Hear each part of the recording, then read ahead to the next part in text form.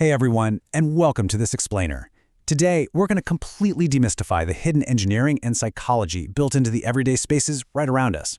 You know, we walk through buildings, we head down staircases, and we pass through doorways every single day, completely oblivious to the invisible mathematics keeping us safe. Specifically, we're going to look at the science behind emergency exits. It's this absolutely fascinating intersection of human psychology, fluid dynamics, and really precise engineering. I promise you, by the end of this, you will never look at a standard office door the same way again. But first, I want you to do a little honest reflection.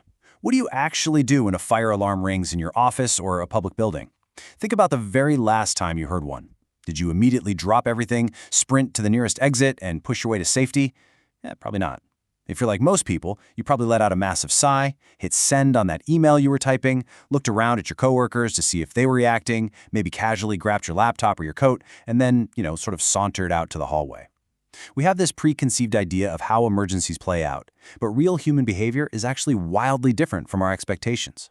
Section 1. The Myth of the Panic. Okay, let's dive into this. To really understand modern building design, we have to look back at some older assumptions. Because for a really long time, the rules governing emergency movement were based on some pretty dramatic misunderstandings of human nature.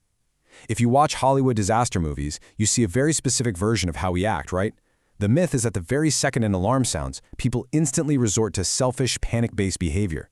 They scream, they shove, and they immediately run for the door in this totally irrational frenzy.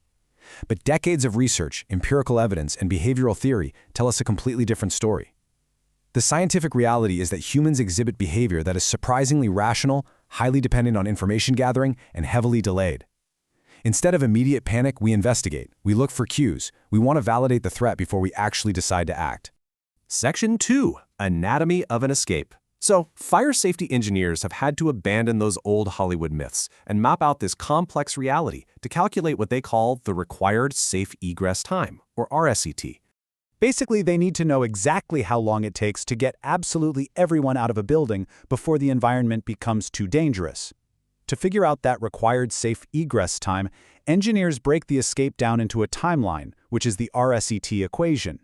First you have ignition, followed by the time it takes for a system to actually detect the fire. Then comes notification, which is when the alarm finally sounds for the people inside. Next up is the pre-travel phase, which is all about human decision time. And finally, the travel phase, where the physical movement actually happens. Now, the core narrative shift in modern fire safety engineering revolves around that fourth step, pre-travel. It turns out, a surprisingly massive amount of time is spent in this phase before anyone takes even a single step towards safety.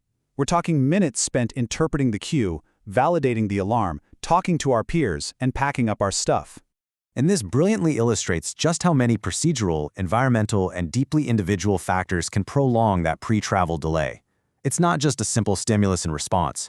Your time to actually start moving is dictated by things like the quality of your emergency training, or environmental factors like background noise and lighting. Even super specific individual things matter.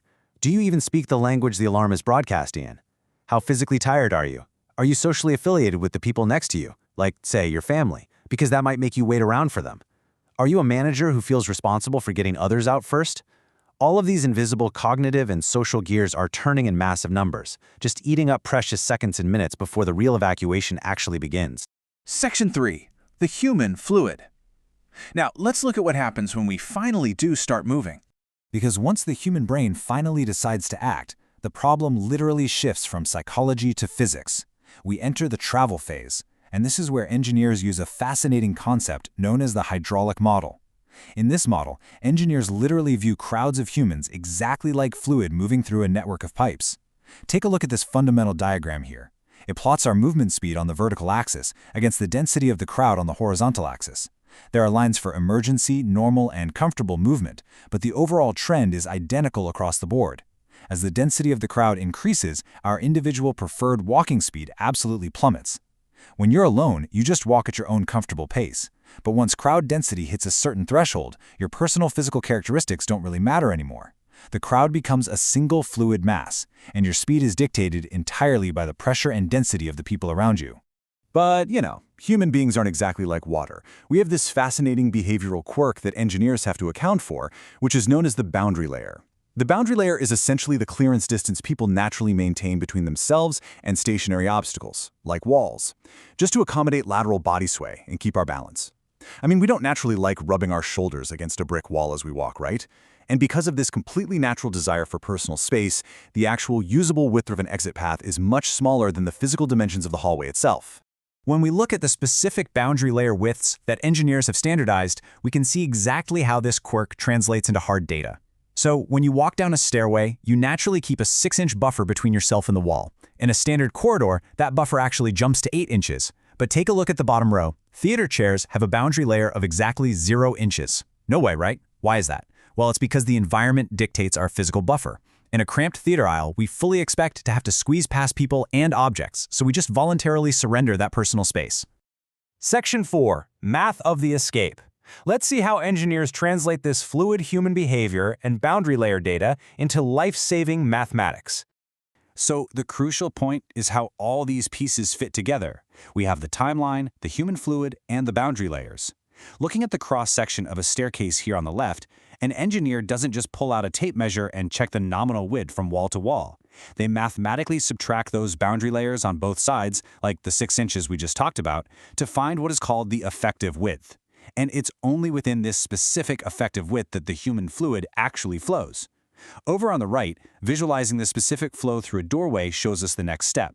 By knowing the effective width and knowing exactly how fast the human fluid moves at different densities, engineers can calculate the exact flow rate of people passing a specific point every single minute. Let's anchor that abstract math into a real-world reality you encounter basically every single day. 48 persons per minute. That is the mathematically calculated flow capacity of a standard 36-inch exit door. A 36-inch door minus the human boundary layers gives an effective width of 24 inches or just 2 feet. Based on the hydraulic model of human movement we looked at, that exact width allows exactly 48 people to pass through every 60 seconds during maximum flow. That single bottleneck mathematically regulates the exact time it takes to drain an entire floor of people. So if you've got 144 people in an office, that one single door guarantees it will take a minimum of 3 minutes just to get them into the stairwell, and that's regardless of how fast they might actually want to run. So the next time you're in an office building or an airport or a movie theater, take a look around you. Consider the width of the hallways and the specific size of the exit doors. Is the next door you walk through just a piece of wood, or is it a precisely calculated hydraulic valve, carefully engineered based on human psychology, fluid dynamics, and boundary layers, quietly waiting to regulate the flow of human life and keep you safe? It entirely changes how you view the design world around you, doesn't it?